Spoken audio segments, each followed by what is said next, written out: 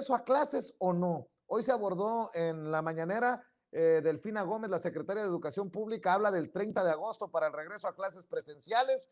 Yo escucho, porque no sé si lo había comentado ya con ustedes, tuve algunos años normalistas, fui normalista y tengo muchos amigos y amigas que son profesores y no hay muy buena recepción a la posibilidad o a la idea de regresar a clases así como están los trancazos con la pandemia.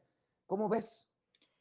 Ay, eso es un tema muy, espinoso y muy complicado. Yo, para este tema les traje algunos datos, como para poner un poco en contexto la situación de México, ¿no? Es verdad lo que se ha dicho, que México es uno de los países, que menos hemos regresado a clases a nivel mundial, y esto, por supuesto, hay que entenderlo también en un contexto de que los países que han podido regresar, aunque sea de manera parcial a clases, son países que tienen infraestructuras muchísimo más grandes y mucho más fuertes que la mexicana, ¿no? En especial Estados Unidos y la Unión Europea. Entonces, no es lo mismo tener que regresar a las aulas mexicanas o latinoamericanas que a las aulas europeas, donde hay más infraestructura, hay más dinero para poder implementar medidas de seguridad. Entonces, también de pronto la comparación es un poco injusta, ¿no? Con nosotros.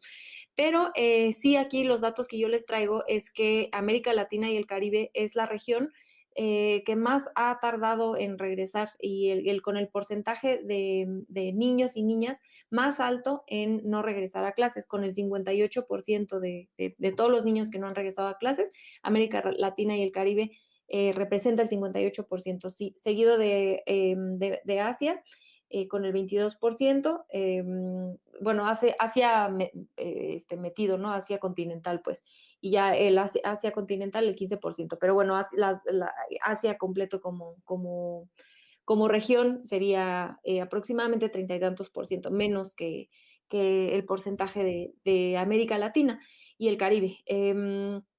Esto yo lo que a mí me gusta analizar al respecto es, quizá para complejizar un poco el tema, es que, no solamente es la necedad, digamos, de que tengan que regresar, ¿no? De hecho, UNICEF y la ONU han estado, impulsando a los gobiernos para que regresen de manera segura, los niños y las niñas puedan regresar de manera segura, ¿no? No es nada más una locura que se le ocurrió al presidente. Es verdad que el rezago académico que están teniendo los niños y las niñas, probablemente no vamos a poder ver este rezago hasta mucho tiempo después, vamos a poderlo analizar mucho tiempo después, pero es obvio que va a haber un rezago y que va a haber una profundización de la desigualdad entre niños de clases medias altas y los niños y el resto de los niños del país, ¿no? Porque los niños de clases medias altas tienen posibilidad de tener clases extras, de tener computadoras, de hacerlo por Zoom, iPads, etcétera, cosa que no todos los niños del país, la mayoría de los niños del país no tienen. Eso por un lado. Número dos, sobre todo en zonas urbanas, los espacios en los que viven los niños son mucho más reducidos. Entonces, esto también no permite que los niños puedan salir a la calle, correr, hacer ejercicio. En uno de los países, me parece que México es uno o dos, de mayor obesidad infantil, ¿no? Entonces, hay un montón de cuestiones y de este tipo de desigualdades que se van profundizando, nos podríamos ir yo creo que toda la noche, ¿no? Entonces, creo que también se tiene que pensar, y en esto sí creo que quizá no se ha hecho un muy buen trabajo de comunicación de por qué todas las cosas que atraviesan esta decisión de estar impulsando a que se regrese a clases. Número tres, les digo, creo que podríamos estar toda la noche, pero yo me quedo con estos tres, ¿no? Estas desigualdades. La tercera es una cuestión de género, y aquí es que está comprobado que en México el mercado laboral sí hemos regresado a que las personas puedan regresar a trabajar después de la pérdida de empleo que hubo por la pandemia. Esto ya se está recuperando, pero hay un sector de la población que no ha podido regresar a trabajar y son las madres trabajadoras, ¿no? Porque si tú tienes, yo que tengo una bebecita de 7 meses, es imposible, de verdad, y eso que no, obviamente no va a la escuela, ¿no? Pero es imposible poder trabajar. No me puedo ni siquiera imaginar con una niña de 2, 3, 4, 5 años que esté en el kinder o en la primaria. no se puede avanzar en el trabajo. Entonces, muchas madres no pueden regresar al mercado laboral porque no, sus hijos no van a la escuela. Entonces, esto es otra de las cuestiones que también se tiene que considerar. Y bueno, creo que al final de cuentas yo con lo que cierro es que creo que a mí me gustó el modelo de Costa Rica, que se abren las clases presenciales, pero también las familias que tengan miedo o que deseen no hacerlo, se sigue manteniendo la infraestructura para que las clases a distancia se puedan seguir tomando para aquellas familias que decidan que no quieren mandar a sus hijos a la escuela, porque creo que es también muy válido. Ahora, esto también tiene un matiz, que es que los maestros tendremos que ver de qué manera acomodamos a los maestros para que no tengan que trabajar doble, ¿no? Porque sería también injusto pedirle a los maestros que den clases presenciales, pero que también estén subiendo el contenido en línea o en la televisión. Pero bueno, creo que esto, de cierta forma, el año pasado, pues ya tenemos mucho camino recorrido porque todos los programas que se transmitieron en la televisión, pues fueron grabados, se pueden repetir, etcétera. Entonces, creo que un híbrido de ese estilo, que me parece que es un poco el sentido en el que el presidente ha estado impulsando, porque de hecho se regresa a clases, pero al final de cuentas aquí no se obliga a nadie.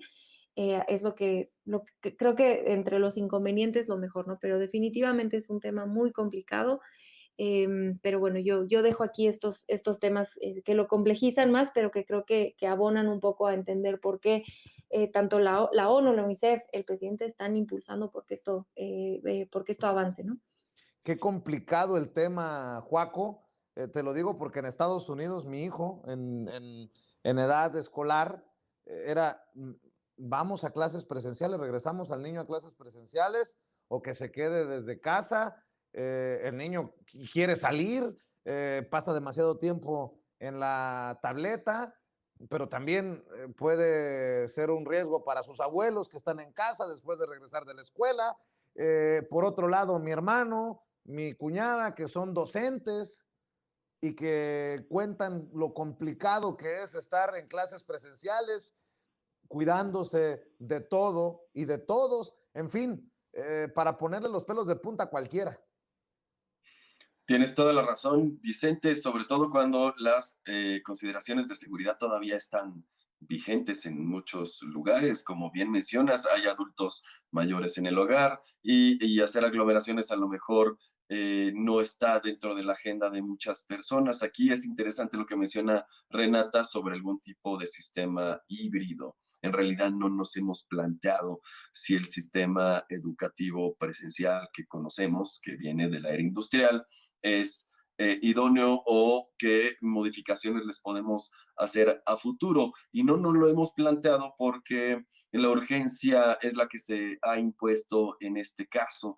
Y en el caso, por ejemplo, de México, lugares como Oaxaca, lugares como Guerrero, mucha de la población económicamente activa lo es a través de la docencia. Hay muchos lugares en pueblos, en Guerrero, en Oaxaca, en donde si no eres soldado, eres maestro, y esas son como que las dos opciones de vida más obvias. Entonces, no nada más es eso, no solo es la economía familiar, sino que en realidad hay un montón de factores económicos, sociales que dependen de que los niños vayan todos los días a la escuela, muchos factores económicos, muchos factores familiares. En ese sentido, tampoco, Ujú. también tenemos una generación que es la primera vez en la historia que tiene que pasar todo un año con sus papás. Y ni los niños ni los papás estaban en realidad preparados para un reto que vino de la nada. La mayoría de los papás no han tenido que lidiar con eso. Tienen que ir al trabajo 8 horas y pues están acostumbrados a que los niños también y se ven pues ya en la tarde. Ahora cambia la dinámica y por supuesto empezaron a salir dinámicas a veces no muy sanas. Parte de las conferencias del doctor Gatell se centró precisamente en esto, en la salud mental y a veces en el abuso intrafamiliar que surgió de que la familia tenga que estar unida todo el tiempo. Y ahora es vital que la sociedad pues vuelva a funcionar.